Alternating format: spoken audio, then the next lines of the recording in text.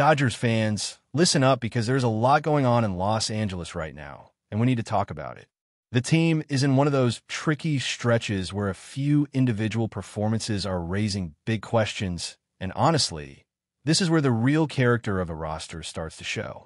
Everyone's been talking about Andy Paz lately, and for good reason. The guy's going through a brutal time at the plate, and the fans are split. Some want him benched, others want to keep giving him chances. It's the kind of situation that tests both a player's confidence and the manager's patience. Now, the big question everyone's asking, has it reached the point where Alex Call needs to step in? Because if you look at Andy's recent at-bats, it's been rough. Sure, he managed to get a hit the other night, but even that came with some drama. He almost got thrown out on the bases right after. The celebration from the dugout told the whole story. The entire team went wild over a single hit, and that tells you exactly how long the drought had been. When a simple base knock feels like a home run moment, you know the player's been struggling. So now Dave Roberts has a real decision to make. Do you keep sending him out there to work through it? Or do you let someone else, maybe Call, get a shot at shaking things up? The tough part about this situation is balance. If you give Andy only 2 at-bats and then pull him for Call, what message does that send? It tells the guy you've lost faith. But if you keep him out there for 3 or 4 at-bats and he still can't deliver, you risk digging the hole deeper. It's a classic baseball dilemma, development versus production. And with Kim Jong-Kim not getting any starting time either, the options are starting to narrow. The Dodgers don't just need players right now. They need results. And let's not forget about Tio, because, man, that's another name people can't stop bringing up. Early in the postseason, he was electric, one of those players you count on to bring energy and clutch hits. But lately, he's been chasing pitches that are nowhere near the zone. You can see it in his body language. He's pressing, trying too hard to make something happen instead of letting the game come to him. Roberts has been handling it by pulling him late in games, usually around the 8th inning, and putting in Justin Dean as a defensive replacement. But here's the problem. Dean's not even getting a swing. No chance to get hot, no rhythm. It's like you're trading one cold bat for another just to improve the glove work in the outfield. So what's the move there? Do you give Tio one more inning earlier to try and reset the tone? Maybe slide Dean in for some late-game magic? Because if Tio's bat doesn't show up soon, it might be time for Roberts to make one of those uncomfortable calls that define a manager's season. It's not about emotion right now. It's about production. The Dodgers are too talented to let missed opportunities pile up, especially when they've got a lineup built to destroy any pitching staff on the right night. And speaking of stepping up, it's time to talk about Show. Everyone knows what's expected from him, and this moment feels tailor-made for him to grab control and remind everyone why he's one of the most electrifying players in the game. He's pitching tomorrow, sure, but tonight is the perfect time for him to set the tone at the plate. This is the kind of night where you want to see Show go out there and just own it. 2 home runs, maybe 3, why not? When he's locked in, it's like watching a video game character that nobody else can match. The funny part in all this is how Toronto fans are still upset about the way things went down with him leaving. It's been months, but they're still chanting about it every chance they get. It's hilarious and kind of sad at the same time. Move on, people. Baseball's about evolution, and Show made a move that's clearly working for him. So tonight, he's got to do what he does best, dominate. He's not on the mound. Tyler Glasnow is, but that's exactly why this game is so important for him to light it up at the plate. When Show's energy gets going, the entire team follows. Now, about that matchup tonight, Mad Max versus Tyler Glasnow. That's the kind of pitching duel that gets the adrenaline pumping. Glasnow's been solid, showing command, mixing speeds, attacking hitters early. Yeah, he had a couple of hiccups in the past few outings, but the guy adjusted fast.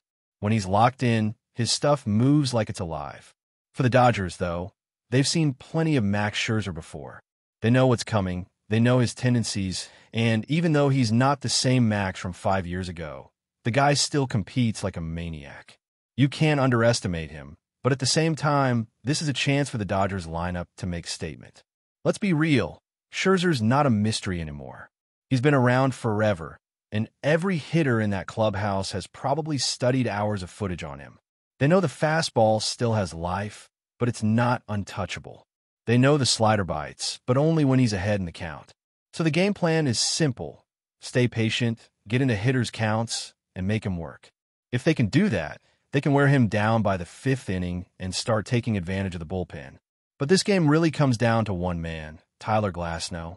If he's sharp, the Dodgers can control the tempo from the jump. His key, as always, is first pitch strikes. When he gets ahead, he's almost untouchable. When he starts nibbling, trying to be too perfect, that's when the trouble starts. You can see it in his pitch count.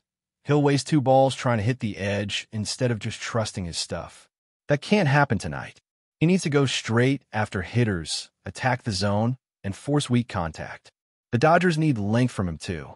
If he can get through 7 strong innings, even touch the 8th, it changes everything. That's what separates an average start from an elite one. And it's not like the opposing lineup has seen much of Roki Sasaki yet either. So if Glasnow can set that tone, it keeps the rotation fresh for the next few games. He's got to treat this like a statement game, one of those outings that reminds everyone why the Dodgers went after him in the first place. Now, switching gears for a second, Dave Roberts has been catching some heat lately. Not because of lineups or bullpen decisions, but because of that travel fiasco in Canada. Apparently, after a long day of airline delays, some of his comments blew up online, and people started spinning it like he was taking shots at Canada itself. But honestly, anyone who's traveled internationally knows how miserable that can get. You're stuck in terminals for hours, announcements are vague, flights keep getting delayed, and then suddenly the plane's canceled. And the worst part? Once you've gone through U.S. customs in Canada, you're technically already in the U.S., even though you're still standing in a Canadian airport. So if your flight gets canceled, you're trapped in this weird no-man's land, trying to figure out whether you're in one country or the other. You got to go back out through the airport, find your luggage in some random side hallway, and re-enter Canada all over again. It's a total mess. So when Robert said it had been a long day, that's all he meant. It wasn't some diplomatic jab. It's kind of funny, though, because Canadians have this reputation for being the nicest people on Earth, and they really are.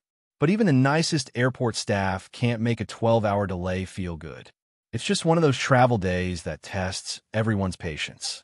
The good thing is, Roberts kept it professional, didn't turn it into drama, and the team's already moved past it. That's what good leadership looks like. Keep the focus on baseball, not distractions. Oh, ChatGPT Dees. When you look at where the Dodgers stand right now, it feels like the season is teetering on the edge of something big. Either this team snaps back into form and storms through the next stretch, or the same issues that have been bubbling under the surface start to drag them down. The good news? The talent is there. Nobody can deny that. The depth, the versatility, the leadership, everything you want in a championship-caliber roster is sitting right there in that dugout. The challenge is turning all that potential back into production when the pressure is highest. The Dodgers have always thrived when they play loose, when the energy in the clubhouse is light and fun. But right now, you can feel the tension in some of these games. Guys like Andy Paz are pressing, trying to prove themselves in every single at-bat, when what they really need is to slow down and trust their mechanics. Baseball is cruel like that. It punishes you when you try too hard. One day you're swinging freely and everything finds grass. The next, you're thinking about every little motion, and suddenly the bat feels like it weighs 100 pounds. Andy's been in that mental battle lately, and everyone in the lineup knows it. But the thing about the Dodgers is they've got veterans who've seen this before. Players who can pull a younger guy aside, say the right thing at the right time, and shift the mood.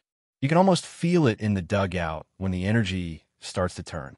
One clutch hit, one big play, and suddenly the entire bench is alive again. That's what this team needs, spark moments. Someone to break the ice, to remind everyone that this game is supposed to be fun, even in the toughest stretches. And then there's Tio, whose slump has been more frustrating than disastrous. He's too talented to stay quiet for long, but it's clear pitchers have figured out how to make him chase. The scouting reports are out. Throw him breaking balls off the plate and watch him reach. It's the kind of adjustment that can spiral fast if you don't counter it. But Tio's not the type to back down. You can see the fire in his eyes when he steps up to the box. He knows he's close. Sometimes all it takes is one line drive into the gap, One swing that feels right again to reset everything. And that's where Dave Roberts comes in. Say what you want about his managerial choices, but the guy knows how to keep a locker room together. He's dealt with superstar egos, rookie nerves, postseason heartbreak, and he still walks into every game with the same calm energy. That steadiness is what the Dodgers need right now. Because when the noise outside gets loud, fans calling for changes, analysts questioning every move, it's on Roberts to remind the team that the goal hasn't changed. The only way out of the slump is through it, one inning at a time. The matchup tonight is going to test that mindset. Tyler Glasnow versus Mad Max Scherzer isn't just a game. It's a mental battle. Glasnow's got the stuff to dominate, but it's about control, not power. First pitch strikes, attacking early, forcing weak contact. The moment he starts trying to paint corners instead of attacking hitters, that pitch count starts climbing, and that's when things unravel. Roberts has probably told him the same thing every starter hears before a big night. Don't try to be perfect, just be you. For Glasnow, this is about proving he can go deep into games without losing his edge. He's had flashes of brilliance all year. Innings where he looks unhittable, mixing that four-seamer and breaking ball like a magician. But the Dodgers need more than flashes. They need longevity. They need him to bridge the gap to the bullpen without putting too much pressure on the relievers. The postseason doesn't forgive short outings. Every pitch matters. Every inning builds momentum, and Glasnow's got a chance to put his stamp on this run right now. And speaking of pressure, Show's presence in the lineup tonight is everything. He doesn't even have to pitch to change the atmosphere. Just him walking to the plate shifts the entire stadium's energy. Pitchers start nibbling, defenses get tight, and fans hold their breath because they know something wild could happen. That's what separates stars from legends. They don't just play the game, they control it. Show's got that rare ability to turn a normal night into an event. You can see the other guys feeding off it. When he connects, the dugout explodes. It's contagious. What makes this Dodgers team so fascinating is that mix of chaos and confidence. On one hand, they've had stretches where nothing goes right. Runners left on base, fielding errors, blown leads. On the other hand, they've got enough firepower to erase any deficit in a blink. You never really count them out because you know what's sitting on that bench. Every guy knows that one inning can flip everything. That's why fans keep believing, even when things look ugly. But before we move forward, don't forget to join our channel and give this video a like. Your support helps us keep delivering the latest news about the Los Angeles Dodgers. We'd love to hear your thoughts on the news, so drop a comment below. And what could be the most electric move of the offseason? Whispers turned into reality yesterday, as the Los Angeles Dodgers reportedly secured Bryce Harper, sending shockwaves through the baseball world. Sources close to the team suggest that the deal has been finalized, and fans are already buzzing about the potential fireworks Harper could bring to Dodger Stadium. While the front office has yet to release an official statement, insiders claim that the slugger's arrival is expected to transform the Dodgers lineup immediately. The excitement isn't just in whispers. Early reports suggest Harper is already showing signs of immediate impact. Speculation is rife that the star outfielder could start hitting home runs as soon as the first week of the season, potentially altering the National League landscape overnight. Analysts are scrambling to adjust projections, with many predicting a surge in Dodger ticket sales and merchandise. The mere mention of Harper in Dodger colors has fans taking to social media in droves, debating where he will bat, who he will replace, and just how many dingers he could smash this season. While rumors of Harper's next destination have swirled for months, few anticipated the Dodgers emerging as the frontrunner. The deal, still cloaked in secrecy, has ignited a frenzy of speculation regarding contract details, potential lineup adjustments, and how manager Dave Roberts will integrate the new star into an already formidable roster. Observers suggest the Dodgers could be positioning themselves for a historic season, and Harper's presence adds an undeniable aura of championship potential. Of course, the buzz isn't without its skeptics. Some critics caution that big-name signings don't always translate into instant chemistry, and questions remain about Harper's fit in the Dodgers clubhouse. But for now, the prevailing sentiment among fans seems to be pure optimism. From the corner of every sports bar to the threads of online fan forums, the conversation is unanimous. Bryce Harper in Dodger Blue is a game-changer. And if the early rumors are true, the home run fireworks may begin before the season even hits its stride. As the league braces for what could be one of the most thrilling campaigns in recent memory, all eyes are on Harper. Whether the home runs come immediately or gradually, the Dodgers' latest acquisition is already redefining expectations. And for fans, that is reason enough to celebrate. That's all for this update. If you enjoyed the video and want to stay up to date with exclusive news about the Los Angeles Dodgers, be sure to subscribe to our channel and hit that like button. We always appreciate your comments and feedback. See you in the next video.